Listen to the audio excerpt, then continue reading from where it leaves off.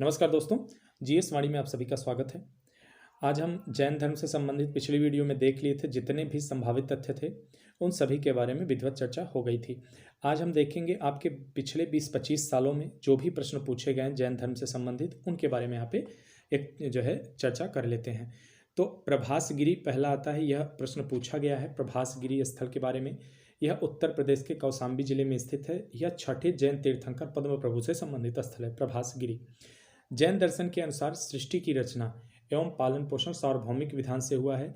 इसका कोई संचालनकर्ता या नियंत्रणकर्ता नहीं है। देखिए, जैन दर्शन का मानना होता है समस्त विश्व जीव तथा अजीव नामक दो नित्य एवं स्वतंत्र तत्वों से मिलकर बना है, यानी कि ये दो तत्व हमेशा निरंतर इस सृष्टि में बने रहते हैं।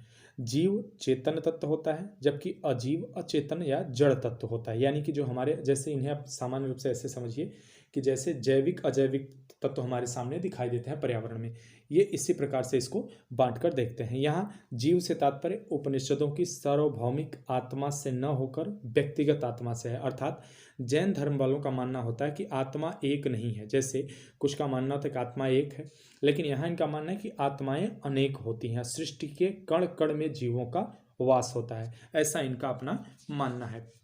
उसके बाद ईश्वर की कल्पना नहीं की गई है, जगत की सृष्टि नहीं की गई है। उनके अनुसार संसार नित्य एवं शाश्वत है, यहाँ कभी प्रलय नहीं होता। जैसे हमारे यहाँ कई सारे धर्म ग्रंथों पुराणों में इस बात की चर्चा मिलती है कि पृथ्वी पे जल प्रलय हो जाता है एक समय के बाद, जब बहुत ज़्यादा पाप बढ़ जाता है। तो आप गीता का भी श्लोक सुने होंगे कि जो है यदा यदा ही धर्मस्य। तो यहाँ पे क्या है कि कहने का अर्थ हुआ कि जैन धर्म वाले मानते हैं कि जो सृष्टि है यह निरंतर सतत है, इसका कभी विनाश नहीं होता है। सभी प्रारंभिक जैन साहित्य प्राकृत की विशिष्ट शाखा अर्धमागधी में लिखा गया है। जो प्रारंभिक थे अर्धमागधी में थे, लेकिन इसके 12 अंग अर्धमागधी में ही हैं। बाद में प्राकृत भाषा को अपनाया गया। पहले अर्धमागधी, बाद में प्राकृत भाषा को अपना लिया गया था। तो अर्धमागधी और प्राकृत भाषा ये दोनों जैन धर्म से संबंधित, जबकि पाली किससे संबंधित है? बौद्ध धर्म से संबंधित है। चंद्रगुप्त मौर्य के शासन काल में प्रथम जैन सम्मेलन का आयोजन किया गया। चंद्रगुप्त मौर्य के शासन काल में पाटलिपुत्र में श्वेतांबर आगम का संपादन किया गया। क्योंकि जो इससे पहले ग्रंथ बने थे वे नष्ट हो गए थे। किस प्रकार नष्ट हुए थे इसके बारे में कोई जानकारी नहीं, केवल हमें इतना जान लेना आवश्यक है। उसके अलावा एक और तथ्य आता है, अक्सर मिलता है क्योंकि यह क्या है, यह चर्चा में भी रहा था 2018-19 में जो है यह चर्चा में करंट में रहा है राजस्थान की वजह से। वहाँ क्या हुआ कि जैसे इसमें क्या होता है कि जब जो मुनि वगैरह जैन मुनि होते हैं, जब ये जानते हैं कि इनके शरीर का अब अंतिम वक्त है, इनका शरीर अब ज़्यादा दिन चल नहीं सकता, ज़्यादा समय तक चल नहीं सकता, या फिर इनकी स्वयं की इच्छा ऐसी हो जाए कि अब हमें शरीर त्याग देना चाहिए, तो ये क्या करते हैं कि जल अन्न त्याग देते हैं। मैंने पिछली वीडियो में इसके विषय में बताया है, जल अन्न वे त्याग देते हैं। तो इससे क्या होता है कि वो अपने मृत्यु पर्यंत, यानी कि जब तक उनकी मृत्यु नहीं हो जाती तब तक वही प्रक्रिया अपनाए रहते हैं। इसको क्या कहा जाता है? समाधि मरण या संलेखना या संथारा। श्वेतांबर साधा पद्धति में से संथारा कहा जाता है, अन्यथा संलेखना और समाधि कहा जाता है।